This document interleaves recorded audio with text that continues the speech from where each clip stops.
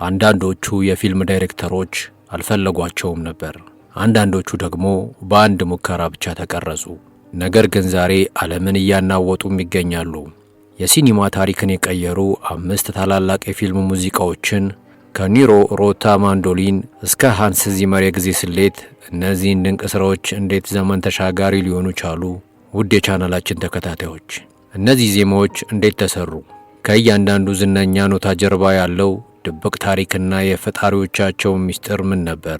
ዘመን አይሽሬ የሚባሉ የፊልም ማጀቢያ ሙዚቃዎች በዓለም ዙሪያ በከፍተኛ ተጽዕኖአቸውና በታዋቂነታቸው ቀዳሚ የሆኑት 5ቱ የፊልም ሙዚቃዎችን እንመለከታለን። ለቻናላችን አዲስ ከሆናችሁ ሰብስክራይብ በማድረግ ቤተሰብ ይሁኑ። አንደኛ፣ ዘ ጋድፋዘር ላቭ ቲም። ይህ ድንቅ ሙዚቃ የሲኒማ ታሪክ አካል ብቻ ሳይሆን የብዙ ትውልዶች የልብ ትርታ ነው። ዘ ጋድፋዘር ሲታወስ ቀድሞ ወደ አእምሯችን የሚመጣው ያ የፍቅር ጭብጥ ወይም ደግሞ ላቭ ቲም እንዲሁም ስፒክ ሶፍትሊ ላቭ የተሰኘው ዜማ ነው። የዚህ የማይረሳ ዜማ ፈጣሪ ጣሊያናዊው የሙዚቃ አቀናባሪ ኒሮ ሮታ ነው። ኒሮ ሮታ ከዚህ በፊት በጣሊያን ሲኒማ ውስጥ ትልቅ ስም የነበረውና በተለይም ከታዋቂው ዳይሬክተር ፌዴሪኮ ፌሊኒ ጋር በመስራት የሚታወቅ ሰው ነበር። የፊልሙ ዳይሬክተር ፍራንሲስ ፎርድ ኮፓላ የጣሊያን ማፊያ ቤተሰብ ታሪክን የሚተርክ ፊልም ሲሰራ የጣሊያን ነፍስ ያለው ሙዚቃ እንዲታከልበት ፈልጎ ነበር። ኒሮ ሮታም ይህን ፍላጎት ወደር በሌለው ጥበብ ተረጎመው። ሙዚቃው ሲሰራ የተጠቀመባቸው መሳሪያዎች ለፊልሙ ስሜት ትልቅ ሚና ተጫውተዋል። ማንዶሊንና አኮርዲዮን የሙዚቃ መሳሪያዎች የሲሲሊን ገጠራማ ስሜትና የጣሊያንን የባህል ጠረን ወደ ተመልካቹ ያመጣሉ። በትራምፔት የሙዚቃ መሳሪያ በፊልሙ መጀመሪያ ላይ የሚሰማው የብቸኝነት ድምፅ የማፊያውን ዓለም ብቸኝነት፣ የኃላፊነትን ክብደት ይገልጻል። ኒሮ ሮታ ሙዚቃውን ያቀናበረው በሁለት ተቃራኒ ስሜቶች መካከል አድርጎ ነው። በአንድ በኩል እጅግ የረቀቀ የፍቅር ስሜት ሲኖረው፣ በሌላ በኩል ደግሞ ጥልቅ የሆነ ሐዘንና የሞት ጥላ ይነበብበታል። ይህ ሙዚቃ ከ50 ዓመታት በኋላም ዛሬ ድረስ በሰዎች ልብ ውስጥ ለመኖሩ ጥቂት ምክንያት አሉ። ፊልሙ ስለ ግድያና ክህደት እያወራ፣ ሙዚቃው ግን ስለ ንጹሕ ፍቅርና ትውስታ ይዘፍናል። ይህም ተመልካቹን በስሜት ይገዛዋል። ዜማውን ለማስታወስ በጣም ቀላልና አንዴ ከተሰማ የማይረሳ ነው። ሙዚቃው በፊልሙ ውስጥ ማይክል ኮርሊዮን ወደ ሲሲሊ ተሰዶ አፖሊያኒን ሲያገኝ ይሰማል። ያ የንጽህና ጊዜ በኋላ ላይ ከሚመጣው የጨለማ ሕይወት ጋር ሲነጻጸር ሙዚቃው የናፍቆት ምልክት ያደርገዋል። ኒሮ ሮታ ለዚህ ፊልም በሰራው ሙዚቃ ለኦስካር ሽልማት ታጭቶ ነበር። ነገር ግን ዜማው ከዓመታት በፊት ፎርቱኔላ ለተሰኘ ሌላ የጣሊያን ፊልም ተጠቅሞበት እንደነበር በመታወቁ ከእጩነት ተሰርዞ ነበር። ሆኖም ግን ሙዚቃው ከፊልሙ በላይ ገዝፎ በመውጣቱ በ1974 ዘ ጋድፋዘር ክፍል 2 ላይ በድጋሚ ለኦስካር ታጭቶ አሸንፏል። ላቭ ቲም የሙዚቃ ሥራ ብቻ አይደለም፣ የቤተሰብ፣ የክብር፣ የፍቅርና የውድቀት ትረካ በድምፅ የተቀረጸበት ጥበብ ነው። ኒሮ ሮታ በሲሲሊ የፀሐይ ብርሃንና በኒውዮርክ የጥላ ጓሮች መካከል ያለውን ልዩነት በ7 ኖታዎች አቀላጥፎ አስቀምጦታል። ሁለተኛ፣ ስታር ዋርስ። የስታር ዋርስ ሙዚቃ ሲነሳ የአንድ የፊልም ድምፅ ብቻ ሳይሆን የአንድ ሙሉ ጋላክሲ ታሪክ ነው የምንሰማው። በተለይ ሜን ታይትል ወይም የመክፈቻው ሙዚቃና ዘ ኢምፔሪያል ማርች የተሰኘው ሙዚቃ የሲኒማ ታሪክን የለወጡ ድንቅ ሥራዎች ናቸው። እነዚህን ታላላቅ ሙዚቃዎች ያቀናበረው አሜሪካዊው የሙዚቃ ሊቅ ጆን ዊሊያምስ ነው። በ1970ዎቹ አጋማሽ የሳይንስ ልብ ወለድ ፊልሞች አብዛኛውን ጊዜ የሚጠቀሙት የኤሌክትሮኒክስ ወይም እንግዳ የሆኑ ድምጾችን ነበር። ነገር ግን የፊልሙ ዳይሬክተር ጆርጅ ሉካስ የፈለገው የድሮዎቹን የጥንታዊ ሙዚቃ ግርማ ሞገስ ነበር። ጆን ዊሊያም ይህንን ጥሪ ተቀብሎ በለንደን ሲምፎሲ ኦርኬስትራ የታጀበ ግዙፍ ድምፅ ፈጠረ።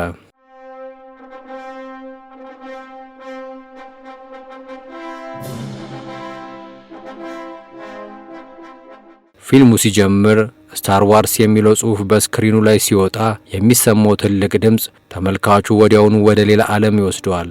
ዊሊያም ይህንን ዜማ የጀመረው በትራምፔት ድምፅ ነው። ትራምፔት የጀግንነት፣ የድልና የብርሃን ምልክት ተደርጎ ስለሚወሰድ የሉክ ስካይወርዝ የጀግንነት ጉዞ ለመግለጽ ተጠቅሞበታል። ሙዚቃው ልክ እንደጀመረ የሚሰማው ኃይለኛ ድምፅ ተዘጋጁ፣ ትልቅ ጀብዱ ሊጀምር ነው የሚል መልእክት ለተመልካቹ ያስተላልፋል። ምናልባት በዓለም ላይ ካሉ የፊልም ሙዚቃዎች ሁሉ በጣም የታወቀው የክፉ ገጸ ባህሪ መገለጫ ይሄ ነው። ይህ ሙዚቃ ለመጀመሪያ ጊዜ በዝርዝር የታወቀው በ1980ው ዘ ኢምፓየር ስትራይክ ባክ ላይ ቢሆንም የስታር ዋርስ መለያም ሆኗል።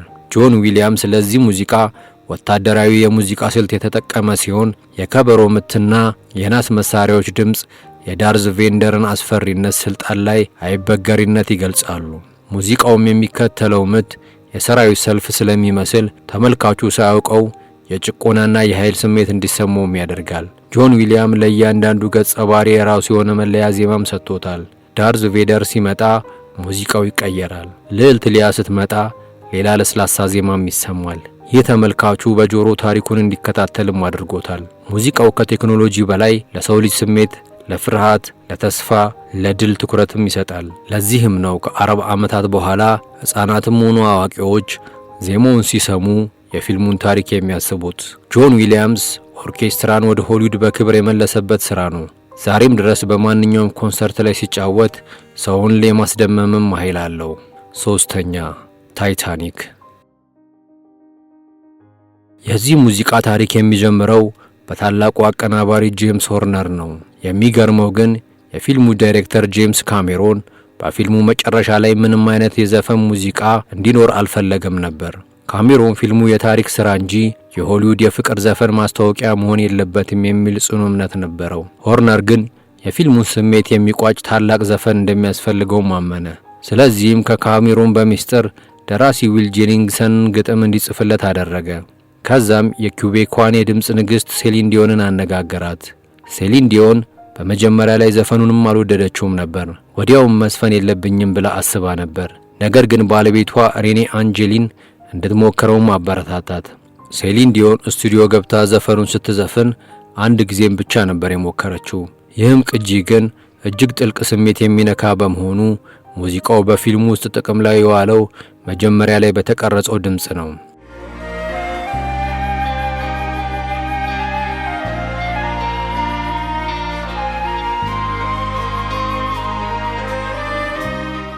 የቲን ዊስትል ወይም ደግሞ አነስተኛ ዋሽንት መሰል መሳሪያዋ ድምፅ በዜማው መጀመሪያ ላይ የሚሰማው የናፍቆትና የሐዘን ስሜት የፊልሙን አየር ወዲያውኑ ወደ አእምሮ እንዲመጣ ያደርገዋል። ሙዚቃው ስለ ጃክና ሮዝ ፍቅር ብቻ ሳይሆን ስለማይሞት ትውስታ፣ ስለ ሰው ልጅ ጥንካሬም ይናገራል። ፊልሙን አይቶ የወጣ ሰው ሁሉ ያንን ስሜት ይዞ እንዲሄድም አድርጎታል። የሴሊን ዲዮን ድምፅ ከዝቅተኛ ሹክሹክታ ተነስቶ እስከ ከፍተኛው የኃይል ደረጃ መድረሱ የታይታኒክ ግዝፈትና የጥፋቱን አሳዛኝነት ሁኔታ በአንድ ላይ ይገልጻል። ፍቅርና መለየት የሁሉም ሰው ታሪክ በመሆኑ ዘፈኑ ቋንቋ ሳይገድበው በሁሉም አገራት ዘመን የማይሽረው ሥራ ለመሆን በቅቷል። ዳይሬክተር ጄምስ ካሜሮን ዘፈኑን ለመጀመሪያ ጊዜ ሲሰማው ወዲያውኑም ተሸነፈ። ሙዚቃው በ1998 የኦስካር ሽልማትና 4 የግራሚ ሽልማቶችንም ሰብስቧል። በዓለም ዙሪያም በሚሊዮኖች የሚቆጠሩ ቅጂዎችም ተሽጠውለታል። አራተኛ ዘ ጉድ ዘ ባድ ኤንድ ዘ አግሊ። ይህንን ድንቅ ሙዚቃ የሠራው ጣሊያናዊው ሊቅ ኤኒዮ ሞሪኮን ነው። ሞሪኮን ከዳይሬክተሩ ሰርጂዮ ሊዮን ጋር የነበራቸው ግንኙነት ልዩ ነበር። እንዲያውም ሊዮን ፊልሙን ከመቅረጹ በፊት ሞሪኮን ሙዚቃው እንዲያቀናብርለት ያደርግ ነበር። ተዋናዮቹ በስቱዲዮ ውስጥ የተቀረጸውን ሙዚቃ እየሰሙ ትወናቸውን እንዲከውኑ ይደረግም ነበር። ይህ ደግሞ በሙዚቃውና በትወናው መካከል የማይበጠስም ትስስር ፈጥሯል። ሞሪኮን በወቅቱ የነበረው የኦርኬስትራ ሕግጋትን በመጣስ አዳዲስና አስገራሚ ድምጾችንም ተጠቅሟል።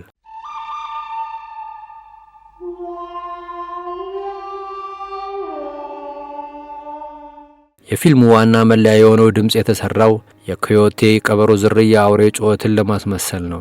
ይህ ድምጽ በሰዎች ጩኸት፣ በፉጨትና በኤሌክትሪክ ጊታር ተቀናጅቶ የተሰራ ነው። ሞሪኮን የሰውን ፉጨት እንደ ዋና የሙዚቃ መሳሪያም ተጠቅሞበታል።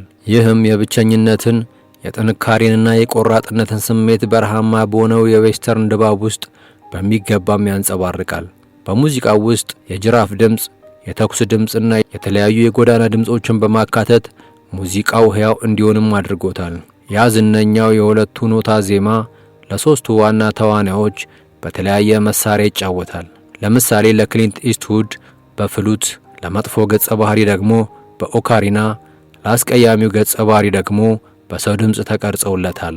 በፊልሙ መጨረሻ ላይ በመቃብር ቦታው የሚሰማው ሙዚቃ የሰውን ልጅ ስግብግብነትና የሞትን ጥላ በሚያስደንቅ ሁኔታ ይገልጻል። ይህ ክፍል ዛሬም ድረስ እንደ ሜታሊካ ያሉ ባንዶች ኮንሰርታቸውን ለመጀመር ይጠቀሙበታል። ዜማው በጣም ቀላል ቢሆንም የሚፈጥረው ስሜት ግን እጅግ ኃይለኛ ነው። ማንኛውም ሰው ያንን የሁለት ኖታ ድምፅ ሲሰማ ወዲያውኑ ወደ ካውቦይ ዓለም ይጓዛል። ይህ የሙዚቃ የዌስተርን ፊልሞች ድምፅ እስከ መጨረሻው ቀይሮታል።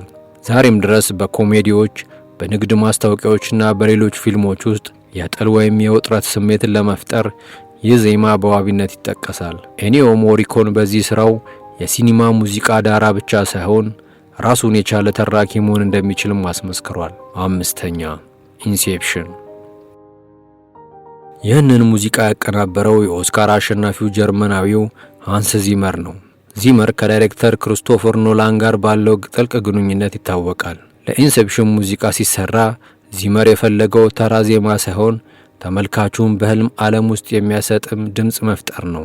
ታይም የተሰኘው ሙዚቃ አሰራር እጅግ ረቂቅና በሚስጥር የተሞላ ነው። በፊልሙ ውስጥ ገጸ ባህሪያቱ ከህልም ለመነቃቃት የሚጠቀሙበት የኤዲት ፒያፍ ዘፈን አለ። ዚመር ይህንን ዘፈን እጅግ በጣም ለማዘግየት የፊልሙን ዋና ድምፅ ፈጥሮለታል። ይህም በህልም ውስጥ ጊዜ ይረዝማል የሚለውን የፊልም ሳይንሳዊ ሐሳብ በሙዚቃው ውስጥ እንዲኖር አድርጎታል። ሙዚቃው የሚጀምረው በሁለት ቀላል የፒያኖ ኖታዎች ነው። ከዚያም ቀስ በቀስ የጊታር፣ የቫዮሊን እና የኤሌክትሮኒክስ ድምፅ እየታከሉበት ይሄዳሉ። ይህ አወቃቀር በፊልሙ መጨረሻ ላይ ማይክል ኮርሊዮን ወደ ቤቱ ሲመለስ ያለውን የጭንቀትና የተስፋ መቁረጥ ስሜትንም ይገልጻል። ሙዚቃው ተመሳሳይ ዜማን እየደጋገመ ድምፁንም ከፍ ያደርገዋል። ይህ ደግሞ ተመልካቹ ሳይታወቀው የልብ ምቱ እንዲጨምርና በስሜት እንዲወጠርም ያደርገዋል። ዚመር በዚህ ፊልም ያስተዋወቀው ብራም የተሰኘ የናስ መሳሪያ ድምፅ ዛሬ በሁሉም የሆሊውድ የፊልም ትሬለሮች ውስጥ እንደ ፋሽን እየተደጋገመም ይገኛል። ታይም የሚለው ዜማ መጨረሻው ላይ ድንገት ይቆማል። ይህም በፊልሙ መጨረሻ ላይ እንደሚታየው የሚሽከረከረው ቶተም ከመውደቁ በፊት ፊልሙ እንደሚያበቃ ሁሉ ሙዚቃውም ተመልካቹ ጥያቄ ውስጥ ጥሎት ይሄዳል። ሙዚቃው ምንም እንኳን የውጥረት ስሜት ቢኖረውም በአንድ በኩል ደግሞ እጅግ ሰላማዊ ነው። ይህ ተቃርኖ ነው ሰዎችን ደጋግሞ እንዲሰሙት የሚያደርጋቸው። ታይም የተሰኘው ሙዚቃ ለትኩረት፣ ለጥናትና ለተመስጦ በብዛት ከሚሰሙ የፊልም ሙዚቃዎች ቀዳሚው ነው። ሃንስ ዚመር ሙዚቃን ከታሪኩ ማጀቢያነት አውጥቶ የታሪኩ ዋነኛ አካልና የጊዜ መለኪያ መሳሪያ እንዲሆንም አድርጎታል። ውድ ተመልካቾቻችን ዘመናዊ ሽሬ የፊልም ማጀቢያ ሙዚቃዎችን በዓለም ዙሪያ በከፍተኛ ተጽዕኖአቸውና በታዋቂነታቸው ቀዳሚ የሆኑትን 5ቱን የፊልም ሙዚቃ ማጀቢያዎችን ተመለከትን። ቪዲዮውን ከወደዳችሁት ላይክ እና ሼር ማድረጋችሁ እንዳትረሱ። በቀጣይ ቪዲዮ እስከምንገናኝ ድረስ ጤና ይስጥልኝ።